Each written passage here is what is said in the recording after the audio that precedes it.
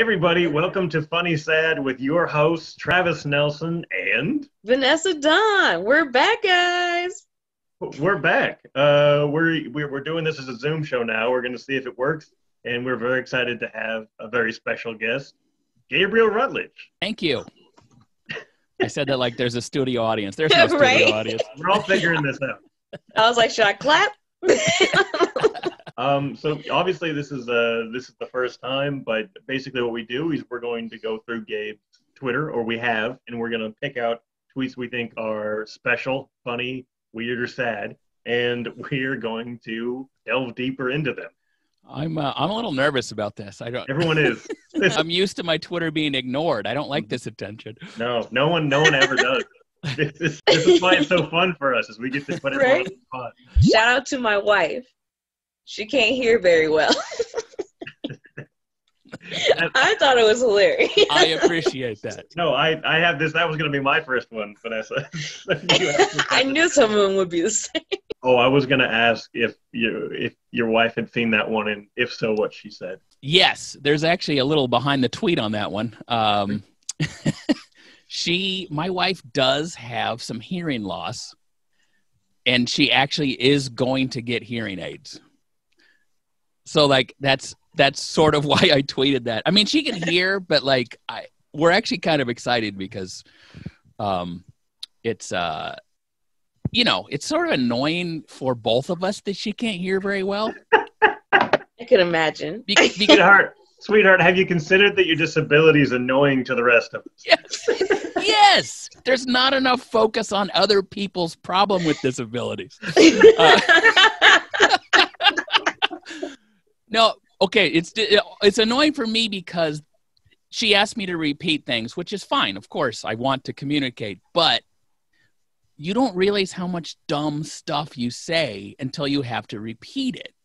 And so I'll just, we're married. I say dumb shit all the time. I'm just like, I'll be like, time for some water. And my wife will be like, what? And I'll be like, nothing. She'll be like, no, what'd you say? And then we're in a thing. Do you know what I mean? Just because I don't want to repeat that I was yelling and singing a song about water or whatever. So I'm actually kind of excited for the hearing aids. Chase and I actually had a third roommate for a minute when the pandemic first started. My friend Kelsey moved in, and she would be working on her computer with her headphones. Yeah. But she had a cat, and I usually there's not an animal around, so I was talking to the cat nonstop, and like every couple minutes she would see me talking and pull her headphone off and ask what I said. And then I would have to explain, no, I've just been talking to the cat the whole time. Yes, and exactly. Humiliating to feel like such a dummy. I said, who's a fluffy nugget? That's what I said.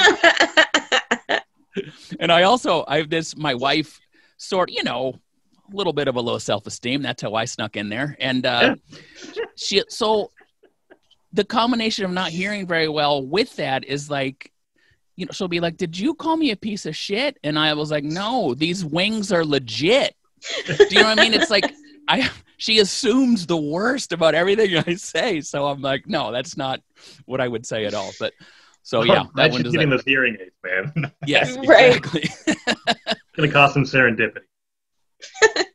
Hopefully. You said, I've been a comedian so long that last night I told my kids, let's keep it going for Mom for making this dinner, which is the first of many kind of like pandemic tweets that I feel I'm going to bring up, because you're one of the few comedians that I think has actually maintained the integrity of your jokes on Twitter over this whole pandemic. Like a lot of people have kind of fallen off, myself included.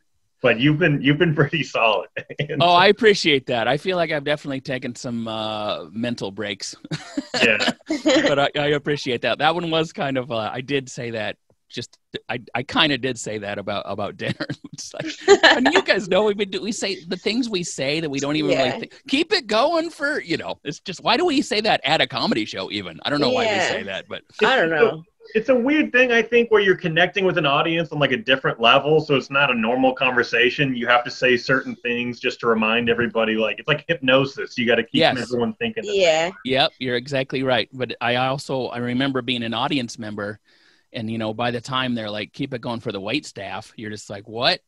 They don't do this at Applebee's. You know what I mean? Like, I feel you. Man. Maybe they should. Maybe. Yeah. They really should. They probably should. Yeah. Vanessa, I saw you had a kind of a similar tweet where you were saying you're leaving work, and you said, "All right, everybody, that's been my time." True. That really happened. And I had to catch myself like, did I just say that for real? Yeah. I miss comedy.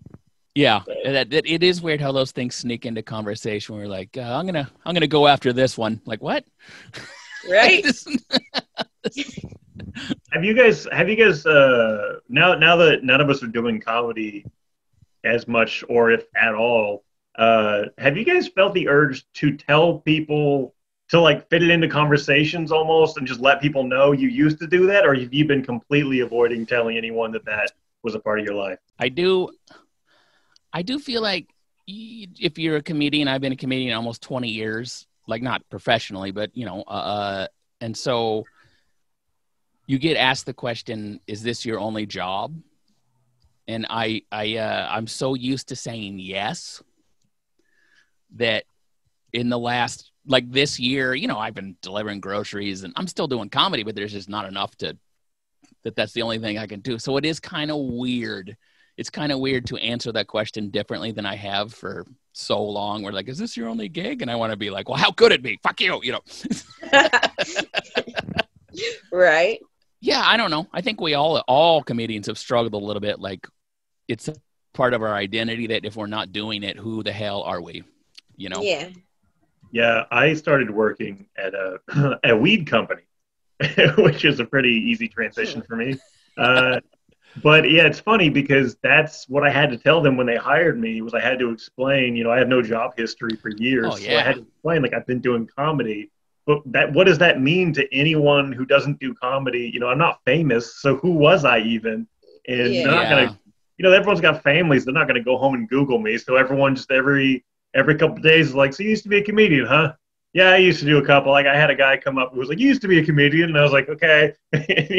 He was like, yeah, I did some open mics too, man. We should have some open mics when this is all over. And I didn't even correct it. I just was like, that would be great. I would love to hit some open mics with you. Yeah, for sure. And then it's also, I don't know, to go into a job where it's like just the weird comedy thing. Like, do we get drink tickets? Half off chicken strips? Right? Like, what's... Like, I got to pay full price for the food here? Yeah, what's going on at this when place? I'm working? What's funny? All right, so Gabe, you had that tweet, and Vanessa, you had that other tweet. I'm realizing my version of this is every once in a while, one of my coworkers will have a good bit, and once I sometimes I'll pull them aside and be like, "Hey, man, that was a really solid bit." It means nothing for them, but I really. You're like, next party you go to, open with that. That's a good one. I'm like coaching them in comedy. Right? Do you have another tweet? Yeah. Talked to a high school class about being a comedian today. One of the questions I was asked, what conditioner do you use? And I feel like that is perfect for what a high school class would say. Yeah. Canteen. Yes. Thank you for that, for my unpaid sponsorship. One day we'll get you there, Gabe. There's actually in Northwest, he does comedy, Mr. Eggleston, Kevin Eggleston. Oh, I know who that is. He asked me to come talk to his class. It's like a class about stand-up comedy. And then I gave a little talk or whatever, and I thought the questions would be like, where do you get your material or something like that? And yeah, that was like the first question. In 10 years from now, when comedy, performing live comedy is an art lost to the ages, you're going to be like a professor teaching a class at Harvard, something like that. The rise and fall of stand-up. Yeah, it's exactly right. It will be the only place to perform stand-up comedy will be like Renaissance fairs. Mm-hmm. It's like, oh no, we got a booth next to the blacksmith. And the hear ye, hear ye. Would you like some mead? And you can go to the tent next door and watch the Joker. Right? Who books it? I don't know. Gabe, this might be one of my favorite pandemic tweets, but you tweeted, started saying, God bless me when people sneeze. Yeah, man, a lot of things have been affected in this pandemic, but the sneeze and the cough have That's high alert. If you're somewhere and someone sneezes, you're like, what are you doing? Yeah. Put your weapon away. Right? You didn't just come in here with that? Yeah, exactly. Like they just click the safety off their gun. Right, exactly. Especially towards the beginning when masks weren't really that big a thing. So we were all just walking around. You know, it was like, yeah. When someone sneezes now, you're like, hope that wasn't the one. Got another tweet? Yes. Everyone says stay safe to each other now. But other than holding my breath in the liquor store, I'm not exactly sure what that means. Yeah. Especially, I'd say about March through May, I was really drinking a lot. That was Weren't the only one, Gabe. I know. I've cut back a little bit since then because I'm like, I can't just black out the rest of this year. But yeah, but it is funny. But that anytime you see it, hey, stay safe, and we don't really know what that even means, right? What we're supposed to do, you know. Take care of yourself is another hard one because people have been saying that to me, and it's like, well, I never have, and I don't know how. So right, yeah, I'm supposed to learn now in a pandemic. It's exactly right, and it's also it's what makes it so stressful is everything feels like we have to just make choices about every single activity. Like weighing the should I do this? I know, Vanessa, I know you've traveled. I've traveled. You're like, should I be on this plane? Am I an idiot? You know what I mean?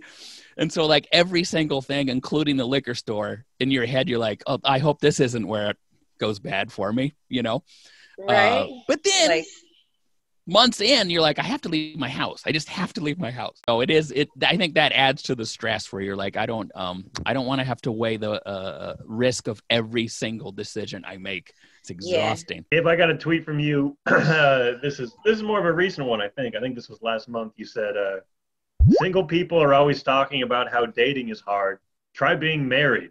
Dating is really hard then. Which is I could hear your cadence when I read it. Right? It was the closest I feel like I've been to like watching live comedy in so long. Yeah. I should do that one on stage. That was you really good. It made me laugh. Yeah. I actually had that as one of mine as well. So. Yeah, that's true. I think about that. By the way, that's not, just jokes, people. Just jokes. Yeah. But I have thought about that when I hear people, like even a tiny lie, the amount that has to go into your tiny lie backstory, and then you know what I mean? I can't even imagine sneaking around and you got a whole nother thing. It just sounds exhausting. Especially in today's age. Heck yeah.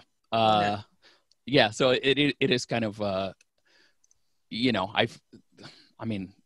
people I'm somewhat acquaintances with have had affairs and stuff, and it's kind of an old man response, but I'm just like, that seems really tiring. Man, I have the same exact response though, because I don't even know. I mean, I think comedy has made that happen probably for all of us, especially on the road. All of a sudden, you're living someone else's lie, where they're like, even if it's just their wife calling them on the phone and you're in the room and you're like, I feel really bad just being, you know what I mean? Because I know what he was texting earlier, and I know, do you know what I mean? I'm like, I don't want to be involved in this. I had just sitting in the corner of the room, like, yeah, that's exactly right.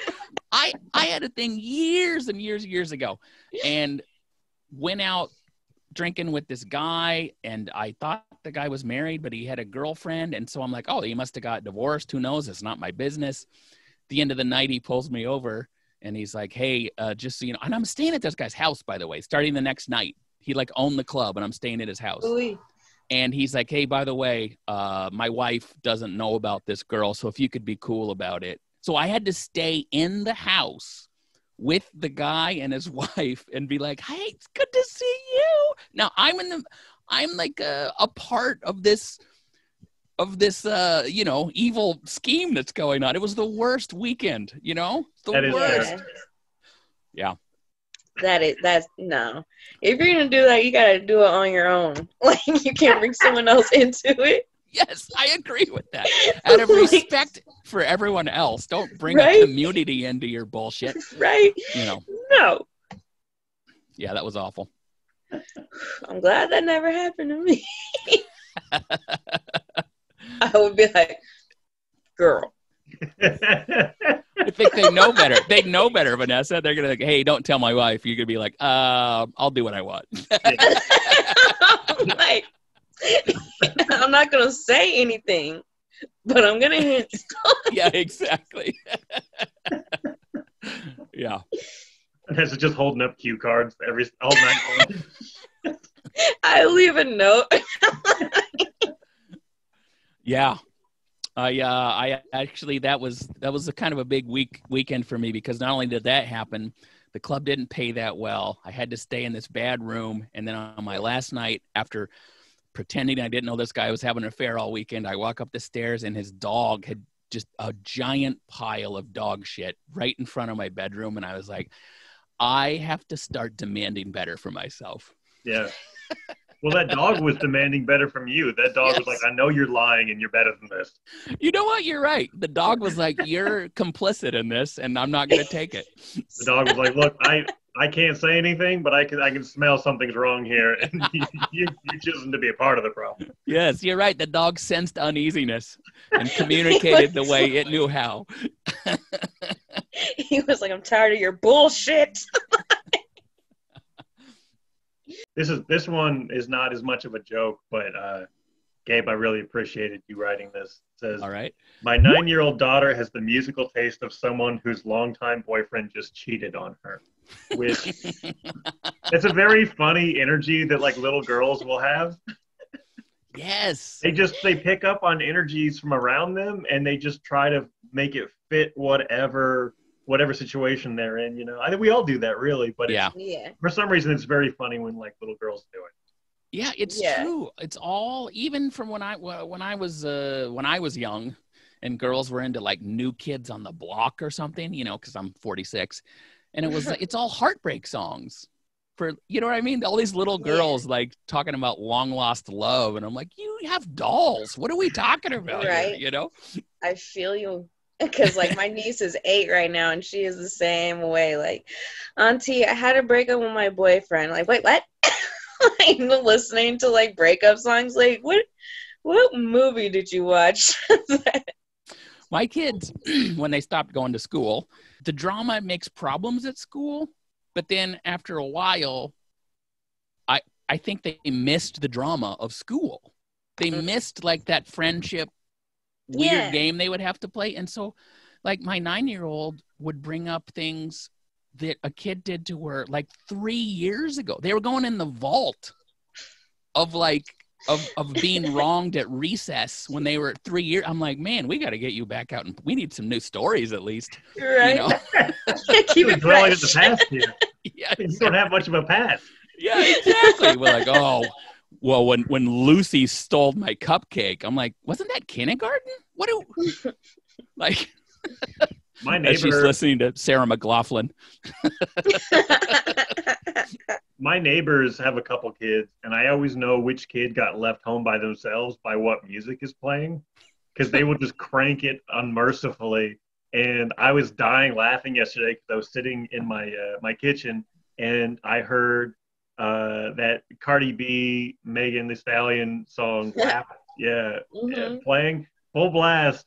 But it made me laugh so hard because I could hear the girl's like 9, 10, and I could hear her like with her whole heart and soul rapping along with it. But she just kept replaying the part where Cardi B says, "I don't cook, I don't clean." And I was like, all right, someone's finished with their chores. Someone does not. We need to switch up the chore wheel. My neighbor girl's not happy. She just puts it on loop. Yeah, exactly. She doesn't understand the whole song. She just understands that Cardi B does not cook or clean, and that's the life that she wants. Yeah, you pick out. Yeah, it's like the Bible. You pick out the part that you feel like works for you. And then you get it tatted on you. Yes, exactly. That's exactly right. All right. Well, I think that's it for the episode. Thank you guys so much for checking us out. If you have any suggestions for us to make it better, this is our first time working it out on Zoom, so let us know. And Gabe, thank you so much for sitting down with us, man. I really appreciate it. Thank you. I'm a longtime watcher. It's an honor to be on the show. Everybody make sure you go follow Gabe. He is hilarious. Trust us. Yes, at Gabe Rutledge on everything. Yeah, at Gabe Rutledge. Apparently, Gabriel Rutledge is a youth pastor, so he took that one from me. But at Gabe Rutledge. Well, you took that hair from him.